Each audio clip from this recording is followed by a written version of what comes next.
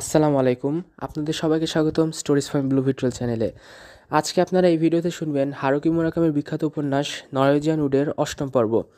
পর্বটি শুরু করার আগে বলতে চাই যে নরওয়েজিয়ান উড উপন্যাসটি শেষ হওয়ার পর আমরা আপনাদের জন্য আনতে যাচ্ছি লিও তলস্তয়ের novella the death of Ivan Ilyich, এবং এরপরে আসতে যাচ্ছে আলবেয়ার কামুর বিখ্যাত একটি উপন্যাস পতন বা দ্য ফল বাই অ্যালবার্ট কামুস।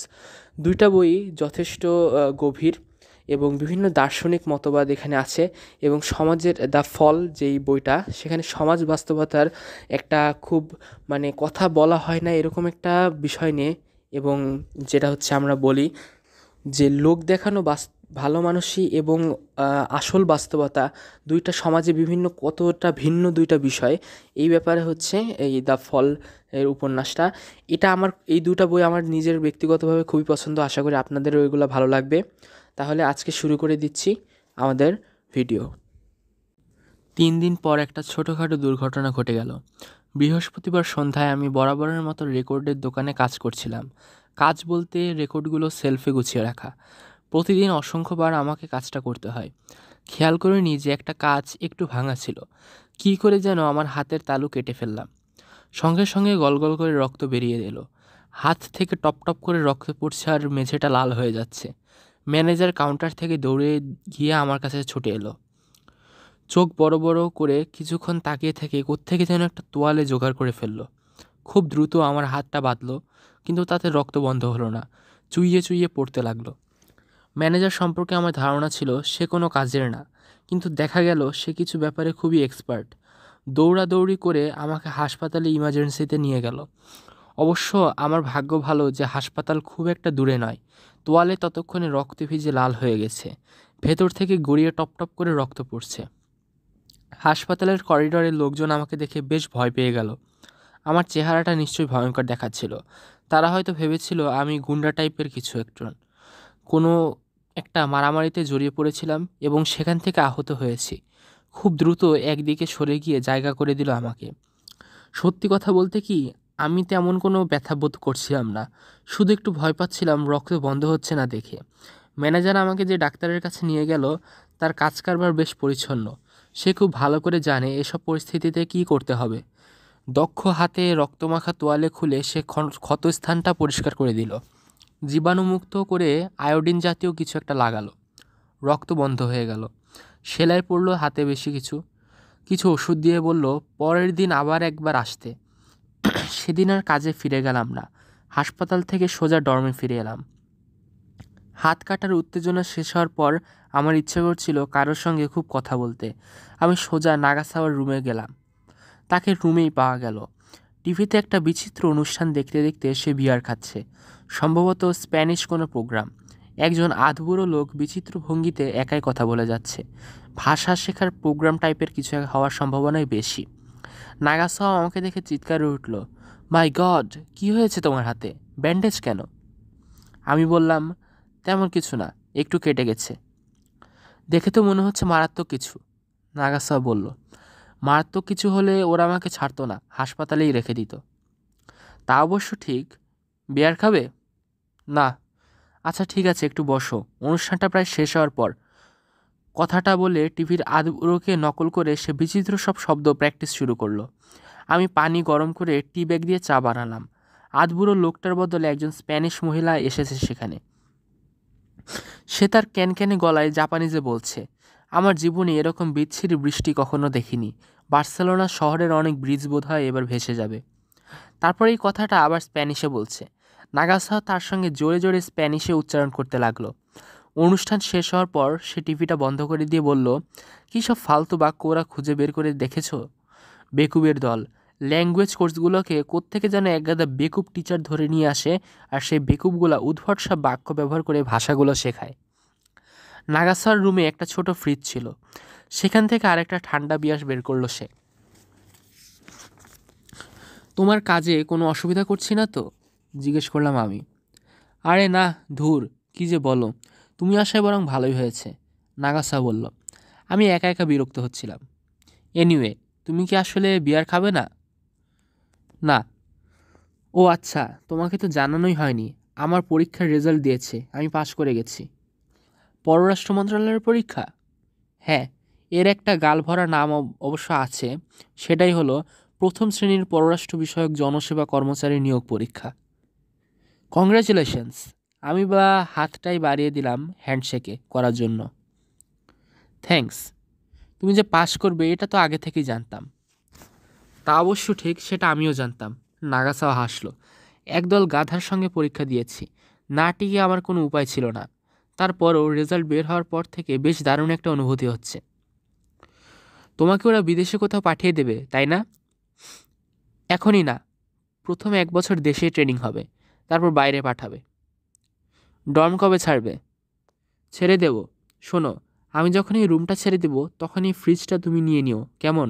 তোমার তো কোনো সমস্যা নেই এটা নিতে, ইচ্ছা মতো বিয়ার রাখতে পারবে। না, আমার সমস্যা হবে কেন? কিন্তু তোমার যে এটা লাগবে না এটা নিয়ে কি তুমি শিওর? ডর্ম ছেড়ে দিলেও তো তোমাকে কোনো না কোনো অ্যাপার্টমেন্টে উঠতে হবে, সেখানে তো এটার প্রয়োজন হওয়ার কথা। এই যে একটা বোকার মতো কথা বললে। এখান থেকে বের হয়ে যখন আমি অ্যাপার্টমেন্টে উঠবো তখন সেখানে ছোট ফ্রিজ দিয়ে কি কাজ চলবে? আমি তখন বেশ বড় একটা ফ্রিজ কিনে নেব, একদম সেই রকম একটা লাইফ লিড করার চেষ্টা করব। শুধু মাস্তি হবে তখন। এই ইঁদুরের গর্তে 4টা বছর অনেক কষ্ট করেছি। এখানকার কোনো কিছু আমি সে বাসায় নিয়ে যেতে চাই না। তোমার যা যা পছন্দ হয় তুমি সব রেখে দিতে পারো, আমার কোনো আপত্তি নেই তাতে। টিভি, থার্মোফ্লাক্স, রেডিও, যা মন চায় সব। তোমার কোনো কিছু নিতেই আমার আপত্তি নেই, বললাম তাকে। কিন্তু তুমি আমাকে বলো তো, এই স্প্যানিশ শেখার ভূত তোমার মাথায় কি করে চেপেছে? টেবিলের ওপর থেকে একটা স্প্যানিশ বই তুলে নিয়ে সে বলল, যত ভাষা শেখা যায় ততই ভালো, তাই না? কে জানে আমাকে চাকরিতে কোন দেশে পাঠাবে। স্প্যানিশ ভাষার একটা সুবিধা হচ্ছে পৃথিবীর অনেক দেশে এই ভাষাটা মানুষ ব্যবহার করে, স্পেশালি ল্যাটিন আমেরিকান বেল্টে। সায় দিলাম আমি। আসলে ভাষা জিনিসটা আমার শিখতে বেশ ভালো লাগে। আমি ফ্রেঞ্চ জানি, সেটা আমাকে কেউ শিখিয়ে দেয়নি, আমি প্রায় নিজে নিজেই শিখেছি। ভাষা শেখা একটা খেলা। খেলাটা কিছু নির্দিষ্ট নিয়ম আছে, তোমাকে একটা ভাষার জন্য ওই নিয়মগুলো কষ্ট করে শিখতে হবে, তখন বাকি ভাষার নিয়মগুলো সহজ হয়ে যাবে। সব ভাষারই মোটামুটি একই নিয়ম। এটা অনেকটা মেয়েদের মতো। কোনোভাবে একটা মেয়েকে পটিয়ে তুমি সেক্স করলে, তুমি আগে কখনো করনি, কিন্তু একবার করার পর আর সমস্যা হবে না। নতুন একটা মেয়েকে দেখার পর সে একই নিয়মে পটবে এবং তারপর বিছানায় নিয়ে যাবে। মাঝে মধ্যে একটু গড়বড় হবে, তখন কেন গড়বড় হলো সেটা তোমাকে খুঁজে বের করে নতুন একটু শিখে নিতে হবে। সোজা ব্যাপার। দারুণ। তোমার কথা শুনলে মনে হয় পৃথিবী খুবই সহজ একটা জায়গা। একদম সহজ। আমরা এটাকে শুধু শুধু জটিল বানিয়ে ফেলি। আচ্ছা শোনো, নাগাসা বলল, একদিন চলো আমরা বাইরে খেতে যাই। কেন, আগের মতো মেয়ে পটানোর জন্য? আমি জিজ্ঞেস করলাম। না না, সেরকম কিছু না, তোমাকে ডিনার করাবো। তুমি, আমি আর হাটসুমি, আমরা 3জন একটা ভালো রেস্টুরেন্টে গিয়ে বসবো। তোমাকে তো আমি বলেছিলাম চাকরিটা হয়ে গেলে ট্রিট দিব। হ্যাঁ, কিন্তু সেটা শুধু তোমার আর হাটসুমির হওয়া উচিত না। মাঝখানে থেকে আমি কি করে এলাম? তুমি এলে কারণ তুমি থাকলে আমরা দুজন বেশ সহজ বোধ করি। তুমি যে কোনো পরিবেশের মধ্যে এক ধরনের ব্যালেন্স তৈরি করো। হাটসুমিও তোমাকে বেশ পছন্দ করে। মনে মনে একবার বললাম, মারছে আমারে, এ তো পুরা কিজুকি আর নাওকোর সঙ্গে ঘোরার মতো ব্যাপার। নিজের ব্যালেন্সের কোনো ঠিক নেই, এদিকে পুরো পৃথিবীর ব্যালেন্সে ইজারা আমি নিয়ে বসে আছি। তবে আমি মুখে বললাম, ঠিক আছে, তোমরা যদি চাও আমি নিশ্চয়ই থাকবো। থ্যাংক ইউ, নাগাসা বলল। আচ্ছা, একটা জিনিস জানতে ইচ্ছা করছে খুব, যদি কিছু মনে না করো প্রশ্নটা করে ফেলি। এত ফর্মাল হচ্ছে কেন?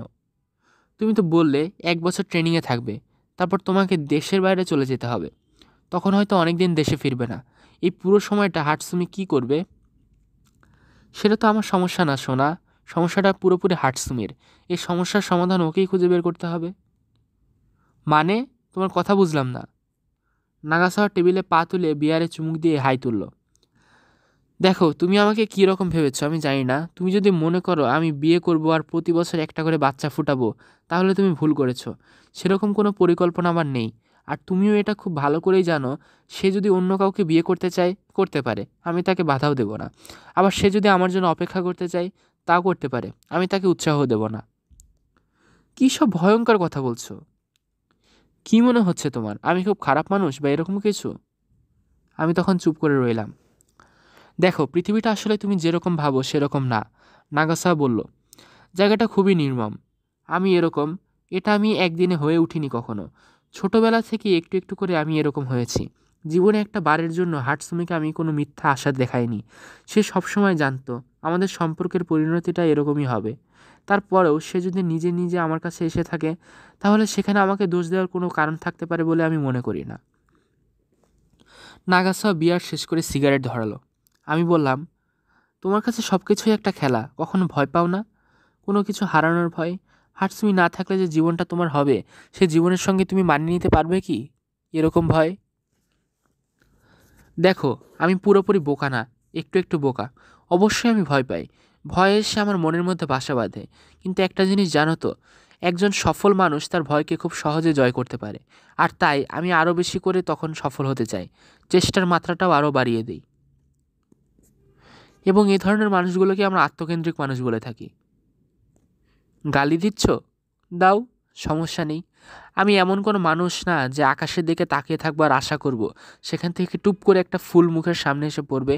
আমি আমার মতো করে কঠোর পরিশ্রম করি, তোমার চেয়ে অন্তত 10 গুণ বেশি পরিশ্রম করি। সেটা সম্ভবত সত্য, সায় দিলাম আমি। নাগাসা বলল, চারপাশে তাকালে আমার বেশ অসুস্থ লাগে। মানুষ ছুটছে, ক্রমাগত ছুটে যাচ্ছে। তারা জানে না কোথায় যেতে হবে, অথচ তারা ছুটছে। তারা পরিশ্রম করছে ঠিকই, কিন্তু জানে না পরিশ্রমটা কেনই বা করছে। সেই হিসাবে তারা বেশ বড় মাপের মূর্খ। কাজ করছে, অথচ জানে না কাজটা ঠিক অর্থপূর্ণ হচ্ছে কিনা। আর এজন্যই তুমি স্প্যানিশ শেখার মতো অর্থপূর্ণ কাজ করছো, তাই না? অবশ্যই তাই। 1 মাসের মধ্যে আমি স্প্যানিশে বেশ দক্ষ হয়ে উঠব। তুমি আমার সঙ্গে এই বিষয়ে বাজি ধরতে পারো। সেই সঙ্গে আমার ইংরেজি, জার্মান আর ফ্রেঞ্চ ভাষাটা অলরেডি দখলে আছে। আমি যদি অর্থপূর্ণ পরিশ্রম না করতাম, এগুলো সম্ভব হতো না। বোকার মতো প্রতিদিন 9টা 5টা অফিস করাকে গাধার খাটুনি বলে, সেটাকে অর্থপূর্ণ পরিশ্রম বলে না। তোমাকে প্রথমে জানতে হবে তুমি ঠিক কী করতে চাও, তারপর সেই মতো পরিশ্রম করে যেতে হবে। নাগাসাওয়া সিগারেটের ধোঁয়া ছাড়ল, আর আমি মিদোরির বাবার কথা ভাবলাম। এই মানুষটার হয়তো কখনো মাথায় আসেনি যে পররাষ্ট্র মন্ত্রণালয়ে চাকরি করা যেতে পারে, আর সেই চাকরিতে সুবিধা হবে এটা ভেবে টিভি দেখে স্প্যানিশ শিখতে হবে। এমনকি তিনি কখনো এটাও চিন্তা করেননি যে কঠোর পরিশ্রম আর অর্থপূর্ণ পরিশ্রম দুটো পুরোপুরি আলাদা ব্যাপার। তার সারাটা জীবন কেটে গেছে দোকানে ম্যাগাজিন বিক্রি করে আর পালিয়ে যাওয়া মেয়েকে ফুকুশিমা থেকে ফিরিয়ে আনতে। তাহলে ডিনারের ব্যাপারটা ফাইনাল করে ফেলি, নাগাসাওয়া বলল। আগামী শনিবার কাজ আছে তোমার কোনো? না, ঠিক আছে, আমি পারবো, বললাম আমি। নাগাসাও একটা ফ্রেঞ্চ রেস্টুরেন্ট পছন্দ করলো। আজাবুর পেছনে একটা নির্জন রাস্তার রেস্টুরেন্টটা। ভেতরে ঢোকার সময় বুঝতে পারলাম বেশ ঠাটবাট আছে। আগেই বুক করে রাখা একটা প্রাইভেট রুমে গিয়ে আমরা দুজন বসলাম। হাটসুমির জন্য অপেক্ষা করতে করতে ওয়াইন খেলাম। নাগাসাও জোসেফ কনরাডের উপন্যাস নিয়ে আলোচনা জুড়িয়ে দিল। সে একটা দামি ধূসর রঙের স্যুট পরেছিল, আমি একটা সাধারণ নীল ব্লেজার। হাটসুমি 15 মিনিটের মধ্যে এসে পড়ল। তার পরনে একটা সুন্দর নীল রঙের ড্রেস, খুব যত্ন করে লাইট মেকআপ করা, কানে সোনার দুল, জুতো জোড়া লাল টুকটুকে। আমি ওর নীল ড্রেসের প্রশংসা করতেই সে জানালো এই রঙটার নাম মিডনাইট ব্লু।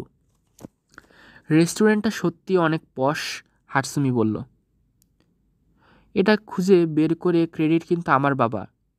সে টোকিওতে এলেই এখানে এসে খেত, নাগাসা বলল। তার সঙ্গে একবার এখানে এসেছিলাম, তখনই মনে মনে ঠিক করেছিলাম এরকম একটা জায়গায় তোমাকে নিয়ে খেতে আসবো। এরকম জায়গায় 2-1বার খেতে খারাপ লাগে না, হাটসুমি আমার দিকে তাকিয়ে বলল। তোমার কি মনে হয় ওয়াতানাবে? আমি তোমার সঙ্গে পুরোপুরি একমত। যেহেতু বিলটা আমাকে দিতে হচ্ছে না, খেতে আমার কোনো সমস্যাই নেই, বললাম আমি। নাগাসা আমাদের দুজনের মুখের দিকে তাকালো, তারপর হেসে বলল, তোমাদের দুজনের জন্য একটা কুইজ। বলো তো দেখি, এখানে মাত্র একবার আমি বাবার সঙ্গে খেতে এসেছিলাম, বাকি সবসময় উনি কাকে নিয়ে এখানে আসতেন?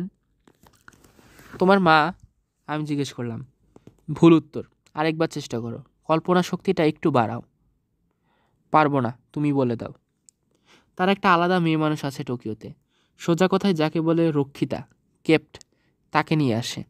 সেবার সেই মেয়েটা কী কারণে যেন কিয়োটোতে গিয়েছিল, তার সাবস্টিটিউট হিসাবে বাবার সঙ্গে আমি এসেছিলাম। সত্যি? হাটসুমি জিজ্ঞেস করলো। কিছুই শুনিনি, এমন একটা ভাব করে আমি ওয়াইনের গ্লাসে চুমুক দিলাম। একজন ওয়েটার এসে আমাদের অর্ডার নিল। অন্থন আর স্যুপের অর্ডার করার পর নাগাসা বলল সে হাঁসের মাংস খাবে। আমি আর হাটসুমি অর্ডার করলাম সামুদ্রিক মাছ। আস্তে ধীরে খাবার এলো। আমরা ওয়াইন খেতে খেতে ততক্ষণ গল্প চালিয়ে গেলাম। নাগাসাও তার পররাষ্ট্র মন্ত্রণালয়ের পরীক্ষার অভিজ্ঞতার কথা বলল। সে জানালো বেশিরভাগ পরীক্ষার্থী খুবই ফালতু, অবশ্য তার মতে বেশ কয়েকজন ব্রিলিয়ান্ট ছেলেও সেখানে ছিল। আমি তাকে জিজ্ঞেস করলাম, সমাজে ফালতু লোক আর ব্রিলিয়ান্ট লোকের অনুপাতটা কেমন হতে পারে, বেশি না কম? সমান সমান, সে বলল। ওয়াইনের বোতল শেষ হয়ে গেলে নাগাসাওয়া দ্বিতীয় বোতল অর্ডার করলো। তার সঙ্গে সে নিজের জন্য ডাবল স্কচ দিতে বলল। হাটসুমি জানালো সে আমার জন্য কিউট দেখে একটা মেয়ে ঠিক করেছে, ভারী মিষ্টি মেয়ে, দেখলেই নাকি আমার প্রেমে পড়তে ইচ্ছা করবে।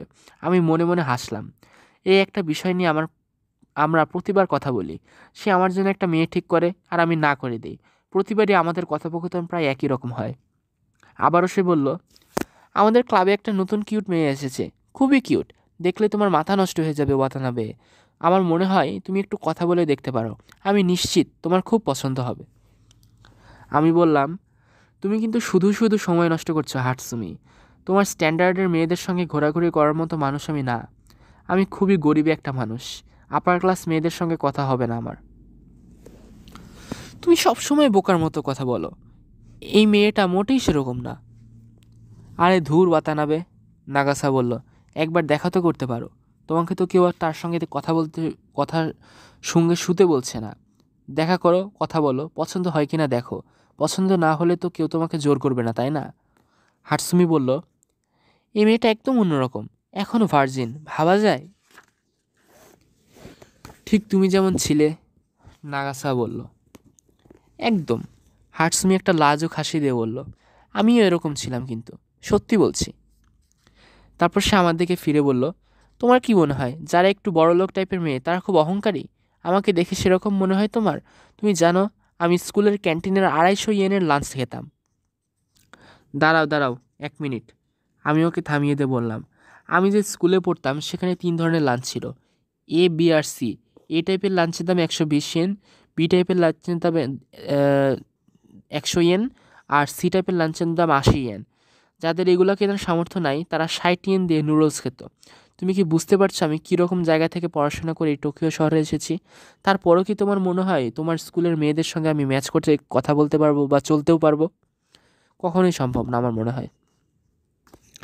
হাটসুমি হাসতে হাসতে বলল, এত সস্তায় খাবার পাওয়া যায়? আমার তো ইচ্ছে করছে তোমাদের স্কুলে গিয়ে ভর্তি হতে। যা হোক, সত্যি বলছি ওয়াতানাবে, তুমি একটা চমৎকার মানুষ। আমার মনে হয় এই মেয়ের সঙ্গে তোমার ভালো মিলবে। সে হয়তো তোমার সঙ্গে 120 ইয়েনের লাঞ্চ খেতেই বেশি পছন্দ করবে। সেটা কোনোভাবেই সম্ভব না, হেসে বললাম আমি। ওটা কেউ পছন্দ করে খায় না, ওটা খায় কারণ এর থেকে বেশি কিছু খাওয়ার সামর্থ্য তাদের নেই। তোমাকে দেখে এরকম মানুষ মনে হয় না, যে কিনা বইয়ের মলাট দেখে ভেতরের বইটাকে বিচার করে। এটা ঠিক যে আমরা অনেক দামি স্কুলে পড়েছি, কিন্তু তার মানে এই না যে আমার জীবন নিয়ে সিরিয়াসলি চিন্তা করি না। আমরা সবাই স্পোর্টস কারওয়ালা বয়ফ্রেন্ড খুঁজি না। এভাবে ইমোশনাল ব্ল্যাকমেল করে ওকে কোনো মেয়ে গোছাতে পারবে না, নাগাসা বলল। ওয়াতানাবের জন্য এখন গোপন বান্ধবী আছে, ও তার প্রেমে এখনও হাবুডুবু খাচ্ছে। সত্যি নাকি? হাটসুমি আমাকে জিজ্ঞেস করলো। নাগাসা বলল, ওই মেয়ের সম্পর্কে সে তোমাকে একটা কথাও বলবে না, একদম ঠোঁট চেপে বসে থাকবে। হাটসুমি হেসে বলল, তাই? পরকীয়া টাইপের কিছু নাকি? সেরকম হলে আমাকে বলতে পারো, আমার কাছে বিষয়টা খুব ইন্টারেস্টিং মনে হচ্ছে। আমি বললাম, সেরকম কিছু না, আসলে সম্পর্কটা একটু জটিল ধরনের। আমি ঠিক ব্যাখ্যা করতে পারি না, তাই চুপ থাকি। তবে তোমাকে এইটুকু গ্যারান্টি দিচ্ছি, এটা পরকীয়া টাইপের কিছুই না। বলেছিলাম না, নাগাসা বলল। এই লোক তার গার্লফ্রেন্ডের ব্যাপারে মনের ভুলেও একটা কথা বলে না, তার পেটে বোমা মেরেও কিছু বের করা যাবে না।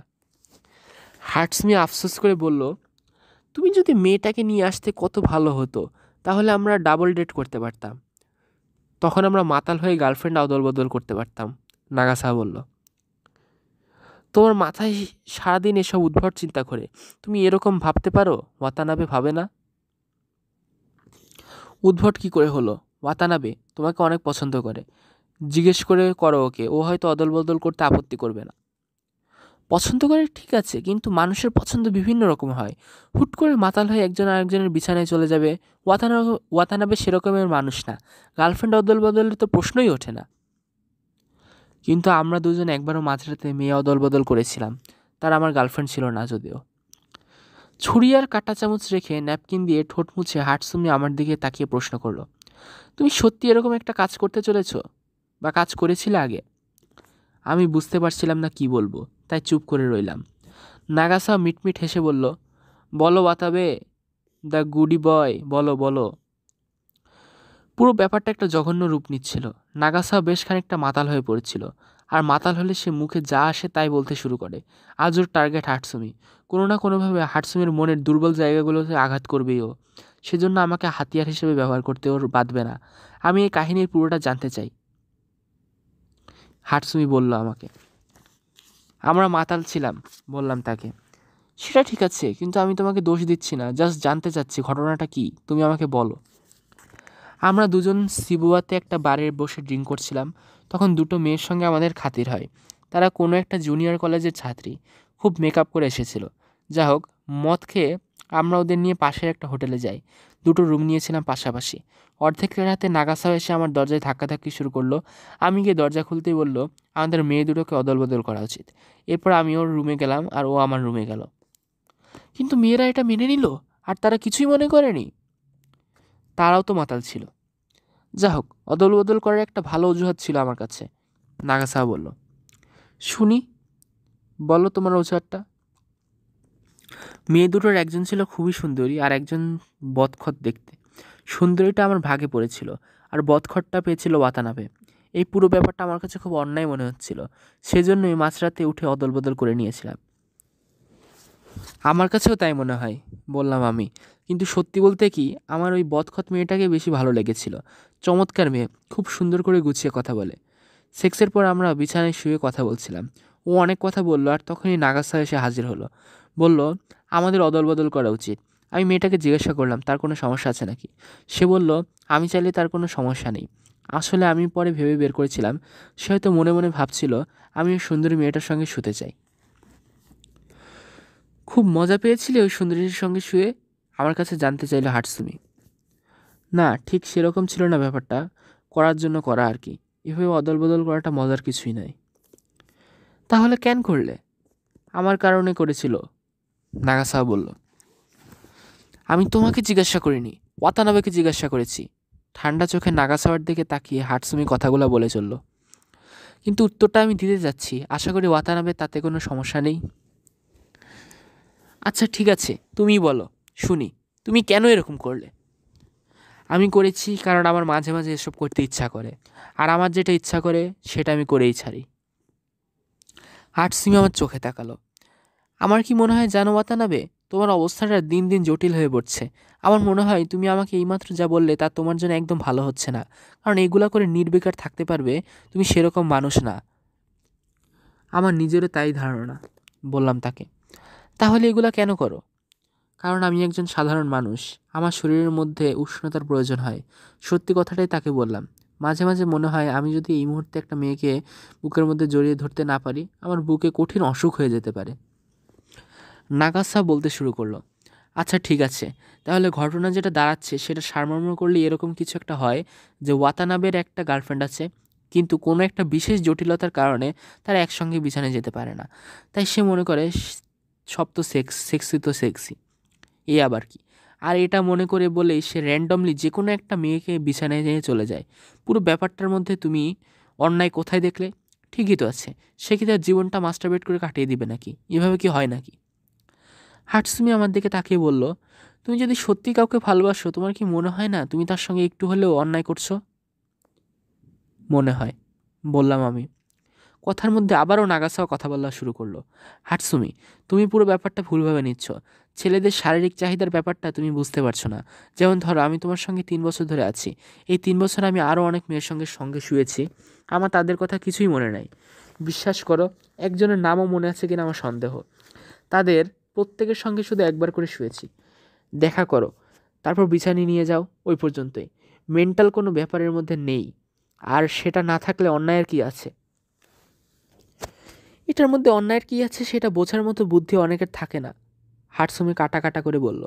তুমি অন্য মেয়েদের সঙ্গে ঘুমাও কি ঘুমাও না সেটা নিয়ে আমি কখনো কথা বলিনি। তুমি যদি দিনের পর দিন একটা বোকামি করতে থাকো, সেটা নিয়ে আমি তোমার উপর রাগ করব। এতটা বোকামি না। তুমি এটাকে বোকামি বলছো কেন? এটা শুধু একটা খেলা, যে খেলায় কেউ কষ্ট পায় না। ছেলেটাও খুশি, মেয়েটাও খুশি। কেউ কষ্ট পায় না এটা তোমাকে কে বলল? আমি কষ্ট পাই। আমার কষ্ট পাওয়ার জন্য তুমি কি যথেষ্ট না? নাগাসা অনেকক্ষণ চুপ করে রইল। কথার উত্তর মনে মনে তৈরি করছে হয়তো। হুইস্কির গ্লাসে পরপর কয়েকটা চুমুক দিল, তারপর বলতে শুরু করলো, তোমাকে যদি আমি কখনো কোনো কারণে কষ্ট দিয়ে থাকি সেজন্য আমি দুঃখিত, কিন্তু তোমাকে এটা বুঝতে হবে আমি আমার ক্ষুধাকে অস্বীকার করতে পারি না। এরা নিয়ে আমাকে বেঁচে থাকতে হবে। আমি এরকম লোক, এভাবে আমি তৈরি। তোমার যদি খারাপ লাগে সেটা নিয়েও আমার কিছু করার নেই। তোমার করতে ইচ্ছা করছে তুমি করো, এর মধ্যে ওয়াতানাবেকে জড়াচ্ছ কেন? ওর ভাবনা তোমার মতো নাও হতে পারে। এরপর আমরা তিনজন চুপচাপ করে খেতে লাগলাম। আমি আমার মাছটা শেষ করেও হাটসুমি তার মাছের অর্ধেকটা রেখে দিল। নাগাসাহ অনেক আগেই তার হাঁসের মাংস শেষ করেছে, এখন হুইস্কিতে তার মনোযোগ। ওয়েটার এসে আমাদের এটো প্লেটগুলো নিয়ে ডেজার্ট আর কফি দিয়ে গেল। নাগাসাওয়া তার কফি আর ডেজার্ট ধরলই না, বরং একটা সিগারেট ধরালো। পরিবেশটা যথেষ্ট বিব্রতিকর হয়ে যাচ্ছিল। আমি কফিটা যত দ্রুত সম্ভব শেষ করে এখান থেকে পালানোর প্ল্যান করলাম। হাটসুমি কিছুই খেলো না আর। টেবিলের ওপর রাখা তার হাতের দিকে একটা দৃষ্টিতে তাকিয়ে রইল। নীরবতা ভেঙে নাগাসাওয়া কথা বলতে শুরু করলো, আমার আর ওয়াতানাবের মধ্যে একটা দারুণ মিল আছে হাটসুমি, এটা তুমি খেয়াল করেছ? আছে নাকি ইন্টারেস্টিং? হাটসুমির কণ্ঠে ব্যঙ্গ ঝরে পড়ল। আমরা কোনো কিছুর পরোয়া করি না, কে আমাদের ব্যাপারে কি ভাবলো তাতে আমাদের কিছুই আসে যায় না। আমারও না, ওয়াতানাবেরও না। এ কারণেই আমার সবার থেকে আলাদা। এটা কি সত্যি? একদম না, হাটসুমিকে বললাম। আমি মোটেই ওরকম মানুষ না। কেউ আমাকে যদি না বোঝে বা ভুল কিছু বোঝে আমার তাতে অনেক কিছু যায় আসে। আমি চাই কিছু মানুষ আমাকে বুঝুক, অন্তত আমি যাদের পছন্দ করি। হাটসুমি কিছুক্ষণ আমার কথাগুলো নিয়ে ভাবলো, তারপর নাগাসার দিকে তাকিয়ে বলল, আমি তোমাকে বুঝি কি বুঝি না তাতে তোমার কিছু যায় আসে না, তাই না? এ ব্যাপারে আমার নিজস্ব কিছু মতামত আছে, নাগাসা বলল। ধরো দুটো লোক, একজনের নাম ক আর একজন খ। এখন ক বুঝতে পারে খকে, ককে খ বুঝতে পারে। তার কারণ বোঝার জন্য সময়টা সঠিক ছিল। তাদের দুজনের মধ্যে এমন একটা মোমেন্ট তৈরি হয়েছিল যে মুহূর্তটাতে তারা একে অপরকে বুঝে গেছে। এখানে মোমেন্ট তৈরি হওয়া অত্যন্ত গুরুত্বপূর্ণ একটা ব্যাপার। ওই মুহূর্তটা তাদের জীবনে না এলে হয়তো সারা জীবনই খকে বুঝতে পারতো না ক। খ চাচ্ছে ক তাকে বুঝুক, এই ইচ্ছেটা মোটেই গুরুত্বপূর্ণ নয়। তার মানে তুমি বলতে চাচ্ছ আমি যে চাই তুমি আমাকে বুঝবে এটা আমার ভুল? না, সেটা অবশ্যই ভুল না। বোঝার জন্য উপযুক্ত মুহূর্তটা হয়তো আমার এখনও আসেনি। এখনও তুমি যেভাবে করে আমাকে বুঝতে চাচ্ছ সেটার নাম প্রেম। কিন্তু আমি তো তোমার সঙ্গে প্রেম করছি না। আমার জীবন নিয়ে ভাবনাগুলো অন্য মানুষের থেকে আলাদা, সেটা তুমি খুব ভালো করেই জানো। জাহান্নামে যাও তুমি তোমার ভাবনাগুলো নিয়ে, চিৎকার করে বলল হাটসুমি। জীবনে সেই প্রথম আর শেষ আমি তাকে চিৎকার করতে দেখলাম। এরপর আর কথা হলো না। নাগাসাওয়া ক্রেডিট কার্ড দিয়ে বিল দিয়ে দিল। আমরা তিনজন বাইরে বের হলাম। তুমি ডর্মে ফিরে যাও ওয়াতানাবে, আমি আজ রাতে হাটসুমির ওখানে থাকবো। সরি, তোমার সময়টা খুব বাজে কাটলো, একটা বিশ্রী ঝগড়ার মধ্যে পড়ে গেলে। কথাটা বলে নাগাসাওয়া ট্যাক্সি ডাকতে চাইলে হাটসুমি তাকে থামালো। থ্যাঙ্কস, হাটসুমি বলল, কিন্তু আমার মনে হয় আমি আজ তোমার সঙ্গে থাকবো না। ডিনারের জন্য তোমাকে থ্যাঙ্কস। তোমার যেমন ইচ্ছা, নাগাসা বলল। আমি কখনো কারো স্বাধীন ইচ্ছায় বাধা দিই না। আমার ইচ্ছার কথা যদি বলো, আমি চাই ওয়াতানাবে আমাকে বাসায় দিয়ে আসবে। ঠিক আছে, নাগাসা বলল। ওয়াতানাবে কিন্তু আমার ভাই, আহ, আমার মতোই একজন। তুমি ওকে ভুল করেও আমার থেকে অন্য কিছু ভেবো না। সুযোগ পেলেও ও আমার মতোই যে কোনো মেয়ের সঙ্গে বিছানায় যাবে। ওর এই যে ক্ষুধা, এটা কখনোই যাবে না। কথাটা বলে নাগাসা দ্রুত ওর পায়ে রাস্তা পার হলো। আমি সেদিকে বোকার মতো কিছুক্ষণ তাকিয়ে থেকে একটা ট্যাক্সি ধরলাম। হাটসুমি কোনো কথা না বলে ট্যাক্সিতে উঠে গেল। ট্যাক্সিতে উঠে হাটসুমিকে জিজ্ঞাসা করলাম, তুমি কোথায় যেতে চাও? তোমার বাসায়? সে মাথা নাড়ল। ঠিক আছে, তাহলে কি করবে? কোথাও বসে ড্রিঙ্ক করবে? হ্যাঁ। শিবুয়ার দিকে যান, ড্রাইভারকে বললাম। হাটসুমি চোখ দুটো বন্ধ করে সিটের মধ্যে গা এলিয়ে আরাম করে বসে আছে, গভীরভাবে কিছু ভাবছে। ওর মিডনাইট ব্লু রঙের ড্রেস ট্যাক্সির অন্ধকারের সঙ্গে যেন মিশে গেছে। ওর সুন্দর সরু ঠোঁটগুলো এমনভাবে কাঁপছিল যে মনে হচ্ছিল নিজের সঙ্গে কথা বলছে। আমি ওর দিকে তাকিয়ে ভালো করে বোঝবার চেষ্টা করলাম ওর মনের অবস্থাটা কীরকম হতে পারে এখন। পৃথিবীতে অনেক নারী আছে যারা হাটসুমির চেয়ে বেশি সুন্দরী। নাগাসাওয়া তাদের যে কাউকে নিজের করে নিতে পারত, কিন্তু হাটসুমি একদম আলাদা। সে হচ্ছে এমন একটা মেয়ে যাকে দেখলে বুকের মধ্যে ব্যথা বোধ হয়। আমি শিবুয়া যাওয়ার পুরো রাস্তায় ওকে খেয়াল করলাম। মনে মনে বেশ কয়েকটা হিসাব মেলানোর চেষ্টা করলাম। ভাবলাম তার প্রতি আমার এই যে অনুভূতি, এই অনুভূতির কী নাম দেওয়া যেতে পারে। বহু বছর পর আমি আমার প্রশ্নের উত্তর খুঁজে পেয়েছিলাম। সেদিন আমি সান্টা ফেতে গিয়েছিলাম একজন বিখ্যাত পেইন্টারের সাক্ষাৎকার নিতে। একটা পিৎজা পার্লারে বসে পিৎজা খাচ্ছিলাম, সঙ্গে বিয়ার। বাইরে সূর্য ডুবে যাচ্ছিল, যেন সব কিছু শুষে নিচ্ছিল। আমার হাতের বিয়ারের ক্যান, প্লেট, গ্লাস, টেবিল, পুরো দুনিয়া। সেই অসাধারণ সূর্যাস্ত দেখতে দেখতে হঠাৎ করে আমার মনে হাটসুমির চেহারাটা ভেসে উঠল। সঙ্গে সঙ্গে আমি বুঝে গেলাম 12 বছর আগে সে আবেগটার নাম কি ছিল। সেটা ছিল আসলে এক ধরনের আকাঙ্ক্ষা। থাকে না এরকম কিছু জিনিস যেটা মানুষের ছোটবেলায় চায় কিন্তু পায় না, বড় হয়ে সে একসময় ওটা ভুলে যায়, কিন্তু সে আকাঙ্ক্ষাটা তার মধ্যে ঘুমিয়ে থাকে। হাটসুমি সে রাতে আমার মধ্যে এমন কিছু ঢুকিয়ে দিয়েছিল যা আমার থেকে কখনোই যাবে না। সে একজন অন্যরকম মানুষ ছিল, খুবই অন্যরকম মানুষ। তার জন্য কিছু একটা করা উচিত ছিল, তার পাশে থাকার জন্য যে কোনো কিছু। কিন্তু নাগাসাওয়া বা আমি কেউই তা করতে পারিনি। দুই বছর পর নাগাসাওয়া জার্মানি চলে যায় আর হাটসুমি বিয়ে করে ফেলে। তার 2 বছর পর সে একদিন ব্লেড দিয়ে তার হাতের রগ কেটে ফেলে। হাটসুমির আত্মহত্যার খবরটা আমি পেয়েছিলাম নাগাসাওয়ার কাছ থেকে। জার্মানি থেকে সে একটা চিঠি পাঠালো, মৃত্যুর খবরটা জানিয়ে লিখেছিল, হাটসুমির মৃত্যু আমার ভেতরে কিছু একটা নিভিয়ে দিয়েছে। আমি খুব কঠিন একটা মানুষ, কখনো আবেগ অনুভূতির মতো তুচ্ছ ব্যাপারগুলোকে গুরুত্ব দেইনি, কিন্তু ও মরে যাওয়ার পর থেকে মনে হচ্ছে আমি নেই। বিশ্বাস করো ওয়াতানাবে, আমি ঠিকঠাক নেই। আমি ওর চিঠিটা কুচি কুচি করে ছিঁড়ে ফেলে দিয়েছিলাম, কোনো উত্তর দেইনি। জীবনে কখনো ওকে আর চিঠি লিখিনি আমি। হাটসুমি আর আমি শিবুয়েতে একটা ছোট বারে গেলাম। বেশ কয়েক দফা ড্রিঙ্ক করলাম। আমরা কেউই তেমন একটা কথা বলিনি সেদিন। আমাদের দেখে মনে হচ্ছিল আমরা অনেক বছর ধরে বিবাহিত একটা দম্পতি, যাদের কথা ফুরিয়ে গেছে, যারা নিজেদের নিয়ে বেশ রকমের বিরক্ত। একজন আরেকজনের মুখোমুখি বসে আছে, ড্রিঙ্ক করছে আর বাদাম চাবাচ্ছে। বলার মতো কোনো কথা নেই। কিছুক্ষণ পর ভিড় বেড়ে গেল, আমরা সেখান থেকে উঠে পড়লাম। রাতের বাতাস বেশ ঠান্ডা। নীল জামার উপর হাটসুমি একটা ধূসর রঙের কার্ডিগান চাপালো। আমার চারপাশে সে চুপচাপ হাঁটছিল। বিশেষ কোথাও যাব বলে আমরা হাঁটছিলাম এমন না, হাঁটতে হয় তাই হাঁটা। আমার হাত প্যান্টের পকেটে ঢোকানো। আমার মনে হচ্ছিল আমি আর নাওকো একসঙ্গে হাঁটছি। আচ্ছা, তুমি কি বলতে পারো এখানে কোথাও পুল খেলার জায়গা আছে কিনা? হাটসুমি হঠাৎ জিজ্ঞেস করলো আমাকে। পুল খেলবে তুমি? পুল খেলতে পারো? অবাক হয়ে জিজ্ঞেস করলাম আমি। হ্যাঁ, বেশ ভালোই পারি। তুমি? পারি, কিন্তু খুব একটা ভালো না। আচ্ছা ঠিক আছে, চলো তো আগে খেলা শুরু করি, তারপর দেখা যাবে। আমরা কাছাকাছি একটা পুল ক্লাব খুঁজে বের করলাম। একটা গলির ভেতর ছোট্ট জায়গা। ওখানকার পরিবেশের সঙ্গে আমাদের দুজনকে বেশ বেমানান লাগছিল। এরকম সেজেগুজে কেউ পুল খেলতে আসে না। অবশ্য হাটসুমিকে দেখে মনে হলো না সে এসব নিয়ে মাথা ঘামাচ্ছে। সে ব্যাগ থেকে একটা ক্লিপ বের করে চুল বাঁধলো, যেন খেলার সময় চুলগুলা কোনো ঝামেলা না করে। আমরা 2 রাউন্ড খেললাম। হাটসুমি খুব ভালো খেললো, আর আমি আমার হাতের ভারী ব্যান্ডেজের জন্য ঠিকমতো খেলতেই পারলাম না। সে আমাকে কোনো সুযোগই দিল না। খুব বাজেভাবে হারলাম। তুমি তো খুব ভালোই খেলো দেখছি, প্রশংসা করলাম আমি। আমাকে দেখলে বোঝা যায় না সেটা? এই তো, হাসতে হাসতে বলল। কোত্থেকে এরকম খেলা শিখেছো তুমি? আমার দাদার কাছ থেকে। দাদার বাড়িতে একটা পুল টেবিল ছিল। প্রথমে আমি আমার ভাইয়ের সঙ্গে মজা করে খেলতাম। পরে যখন বড় হলাম, দাদা আমাকে হাতে ধরে শিখেছেন কীভাবে খেলতে হয়। খুব চমৎকার একজন মানুষ ছিলেন তিনি, খুবই চমৎকার। যেমন সুদর্শন তেমন স্টাইলিস্ট। এখন অবশ্য বেঁচে নেই তিনি। কথা বলতে বলতে সে 3য় রাউন্ডটাও জিতে নিল।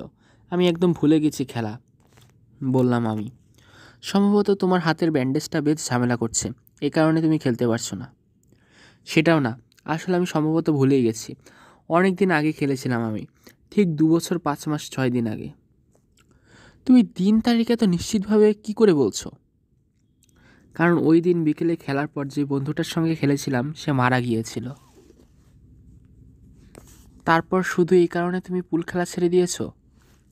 সেরকম কিছু না, কিছুক্ষণ ভেবে বললাম। আসলে এরপর আর খেলার সুযোগ আসেনি। আমি ওর সঙ্গে খেলতাম, পার্টনার মরে যাওয়ার পর খেলার লোক পাইনি আর। তোমার বন্ধু কিভাবে মারা গিয়েছিল? হাটসুমি প্রশ্ন করলো। রোড অ্যাক্সিডেন্টে। 4র্থ রাউন্ডের খেলা শুরু হলো। হাটসুমিকে এবার আগের চেয়েও বেশি সিরিয়াস মনে হলো। নিখুঁত কিছু শট খেললো। ওর খেলা দেখতে 2-4 জন দর্শক ছুটে গেল আমাদের। এদিকে কখন যে আমার হাতের ব্যান্ডেজ থেকে রক্ত বের হতে শুরু করেছে আমি খেয়ালই করিনি। আমার খেলা বন্ধ করতে বাধ্য হলাম। আমি খুব সরি, হাটসুমি বলল। এরকম খেলার বুদ্ধি তোমাকে আমার দেওয়াই উচিত হয়নি। এটা কোনো ব্যাপার না, সেরকম কিছু হয়নি। আর কোনো দিন অন্য আরেকদিন খেলবো। ভালোই লাগছিল, আমি সত্যি বলছি। কিন্তু আমরা পুল ক্লাব থেকে বের হয়ে এলাম। রাস্তা দিয়ে আগের মতো হাঁটতে শুরু করলাম। ব্যথা করছে? সে জিজ্ঞাসা করলো। তেমন একটা না। তোমার কি মনে হচ্ছে ভেতরে সেলাই খুলে গেছে, হাসপাতালে যেতে হবে? না, বললাম তো সেরকম সিরিয়াস কিছু না। ঠিক আছে, তুমি আমার বাসায় চলো, ব্যান্ডেজ বদলে দেবো। আমার বাসায় ফার্স্ট এড বক্স আছে। তুমি বেশি বেশি দুশ্চিন্তা করছো, ঠিক হয়ে যাবে। সেলাই খুলে গেছে কি না সেটা অন্তত একটা বার দেখার দরকার, হাটসুমি বলল। তুমি যেহেতু হাসপাতালে যেতে যাচ্ছ না, আমার বাসায় চলো। ব্যান্ডেজটা খুলে সেলাইটা অন্তত দেখি। নাকি আমার সঙ্গে সময় কাটাতে তোমার ভালো লাগছে না, এজন্য তাড়াতাড়ি নিজের রুমে ফিরে যেতে চাইছো? আরে মোটেই সেরকম কিছু না। তোমার সঙ্গে সময় কাটাতে যার ভালো লাগবে না সে একটা গাধার গাধা। তাহলে চলো, বেশি দূরে না আমার বাসা, হাঁটতে হাঁটতে চলে যাব। বিল্ডিংটা দেখতে কোনোভাবেই সুন্দর নয়, আবার অসুন্দরও বলা যাবে না। বেশ ভদ্রগোছের সুন্দর একটা লবি আছে আর এলিভেটর। হাটসুমি আমাকে কিচেন টেবিলে বসে বেডরুমে গেল কাপড় বদলাতে। যখন সে ফিরে এলো তখন পাজামার উপর একটা টি শার্ট পরা আছে, কানে সোনার দুলগুলো আর নেই। ফার্স্ট এড বক্সটা টেবিলে রাখা। আমার ব্যান্ডেজ খুলে পরীক্ষা করলো সেলাই ঠিক আছে কিনা। তারপর একটু অ্যান্টিসেপটিক লাগিয়ে নতুন করে ব্যান্ডেজ বেঁধে দিল। তাকে দেখে মনে হচ্ছিল সে একজন পেশাদার নার্স। তুমি কি করে এত কিছু শিখলে? ব্যান্ডেজ খোলা, তারপর ড্রেসিং করার মতো জটিল সব কাজ, বললাম আমি। কোথাও ট্রেনিং নিয়েছো? হ্যাঁ, একসময় হাসপাতালে ভলান্টিয়ারের কাজ করেছি কিছুদিন, নার্সের মতো। তখন এগুলো সব শিখতে হয়েছে, হাটসুমি উত্তর দিল। ব্যান্ডেজ করা শেষ হলে সে ফ্রিজ থেকে 2টো বিয়ারের ক্যান নিয়ে এলো। সে অর্ধেকটা খেলো, আমি আমার পুরোটা খেয়ে তার বাকি অর্ধেকটাও শেষ করলাম। সে একটা অ্যালবাম নিয়ে বেশ কিছু মেয়ের ছবি দেখালো। সবাই তার পরিচিত। তার কথাই ঠিক, মেয়েগুলো দেখতে খুবই মিষ্টি। তোমার যখনই বলে মনে হবে তোমার একজন গার্লফ্রেন্ড দরকার, আমার কাছে চলে আসবে, আমি সব ব্যবস্থা করে দেব, হাটসুমি বলল। আচ্ছা ঠিক আছে, আসবো, হেসে বললাম আমি। আচ্ছা ওয়াতানাবে, তুমি আমাকে একটা জিনিস সত্যি করে বলো তো, আমার আর নাগাসাওয়ার সম্পর্কে তোমার কী ধারণা? কী ধারণা মানে? আমি আসলে জানতে চাই আমার এই মুহূর্তে কী করা উচিত। তোমার কী করা উচিত সেটা তুমি ভালো বুঝবে। আমি যদি কিছু মনে করি বা এই ব্যাপারে কিছু একটা ভেবে থাকি তাতে তোমার কিছুই যা আসে না, ঠান্ডা বিয়ারে চুমুক দিয়ে বললাম। কিন্তু আমি আসলেই জানতে চাই তুমি কি মনে করো, হাটসুমি বলল। আচ্ছা জানতে যখন চাও সরাসরি বলবো, বলো। তোমার জায়গায় আমি হলে নাগাসাওয়াকে ছেড়ে চলে যেতাম। এমন কাউকে খুঁজতাম যার চিন্তাভাবনা সাধারণ মানুষের মতো। এরকম একটা মানুষকে খুঁজে বের করে তার সঙ্গে শান্তিতে বাস করার চেষ্টা করতাম। নাগাসাওয়ার সঙ্গে তোমার সুখে থাকার তেমন কোনো সম্ভাবনাই আমি দেখি না। সে যে জীবনটা যাপন করতে চায় সে জীবনে তোমার জায়গা খুবই কম। ওর সঙ্গে থাকলে তোমার জীবনটা নষ্ট হয়ে যাবে, এর বেশি কিছু না। আমার তো মাঝে মধ্যে এটা ভেবে অবাক লাগে তুমি কিভাবে তার সঙ্গে 3টা বছর পার করেছো। যা হোক, আমি অনেকগুলা কঠিন কথা বলে ফেললাম। তুমি আমার ভেবো না আমি ওকে পছন্দ করি না। আমি নাগাসাওয়াকে খুবই পছন্দ করি। খুব মজার একটা ছেলে, দারুণ সব গুণ আছে। কিন্তু সব কথার শেষ কথা হচ্ছে সে যেটা ভাবে আর যেভাবে তার জীবনটা যাপন করে সেটা সাধারণ মানুষ করে না। তুমি এবং আমরা দুজনেই সাধারণ মানুষ। ওর সঙ্গে তাল মিলিয়ে চলাটা আমাদের জন্য খুবই কঠিন। সুতরাং সে চেষ্টা না করাই ভালো। মাঝে মধ্যে ওর সঙ্গে কথা বলতে গিয়ে মনে হয় আমি একই বৃত্তের মধ্যে ঘুরপাক খাচ্ছি, সামনেও এগোতে পারছি না। নিজেকে তখন অনেক ফাঁকা ফাঁকা মনে হয়। আমি অনেকগুলা কঠিন কথা বলে ফেললাম। এভাবে করে হয়তো আমার বলা উচিত হয়নি। ফ্রিজ থেকে আমার জন্য আরেকটা বিয়ার নিয়ে এলো হাটসুমি। বিয়ারে চুমুক দিতে দিতে বললাম, নাগাসার চাকরিতে ঢুকেছে, সেখানে 1 বছর ট্রেনিং করবে, তারপর বিদেশে চলে যাবে। তখন তুমি কি করবে একবার ভেবে দেখেছো? ওর কিন্তু বিয়ে করার কোনো প্ল্যানই নেই। সেটা আমি জানি, হাটসুমি বলল। তাহলে আর আমার কিছু বলার নেই। তুমি তো সবই জানো। জেনে বুঝে তোমার জন্য যেটা ভালো হয় সেটাই তুমি করো। আমি এখানে কথা বলার কে? নাগাসাওয়ার থেকে দূরে সরে যাওয়ার কথা অনেকবার ভেবেছি। ভাবার সঙ্গে সঙ্গে আমার মধ্যে একটা শূন্যস্থান তৈরি হয়। এটাকে আমার ভয় হয়। সেটা পূরণ করার মতো মনের জোর বোধহয় আমার নেই। ইউরিপিডিস পড়ায় আমাদের নাটকের ক্লাসে। নিয়তির হাতে বন্দী হয়ে চরিত্রগুলো ছটফট করতে থাকে। যা হোক, অনেক ভারী ভারী কথা হয়ে যাচ্ছে, একটা অন্য কথা বলি। বলো। আমরা যখন পুল খেলছিলাম তখন আমার মাথায় হুট করে একটা জিনিস এলো। আমি হচ্ছি বাবা মার একমাত্র ছেলে। বড় হতে গিয়ে আমার কখনো মাথায় আসেনি যে আমার ভাই বোনেরও প্রয়োজন আছে। আমি একা ছিলাম, এটা নিয়ে বেশ ছিলাম।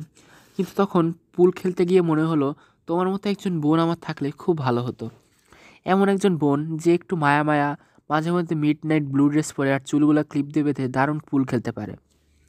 হাটসুমি খুশির হাসি দিল। গত 1 বছরে আমার শোনা সবচেয়ে সুন্দর একটা কথা বললে তুমি, বলল সে। একটুকু চুপ করে থাকলাম।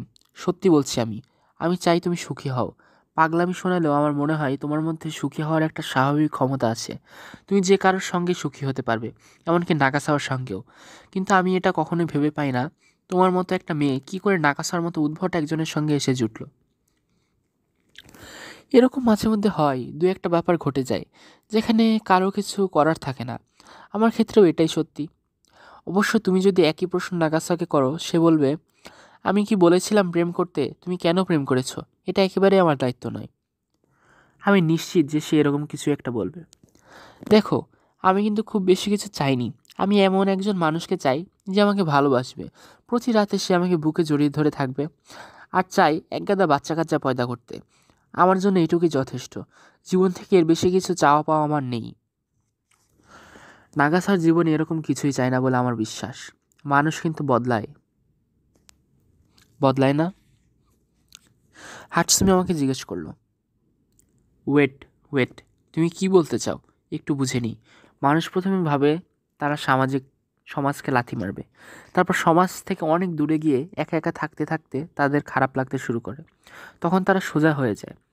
নাগাসার ক্ষেত্রেও এরকম কিছু একটা ঘটবে। ঘটতে তো পারেই, তাই না? ধরো সে যদি আমার থেকে অনেক দিন ধরে দূরে থাকে, তাহলে আমার প্রতি তার একটা অনুভূতি, সেটা বদলে যেতে পারে না? পারে, কিন্তু তোমাকে মনে রাখতে হবে নাগাসাওয়া সাধারণ কেউ না, একেবারেই আলাদা। তার মনোবল খুবই শক্ত। সে ভাঙবে কিন্তু মচকাবে না। যতই দিন যাচ্ছে তার এই মনের জোর আরও বাড়ছে।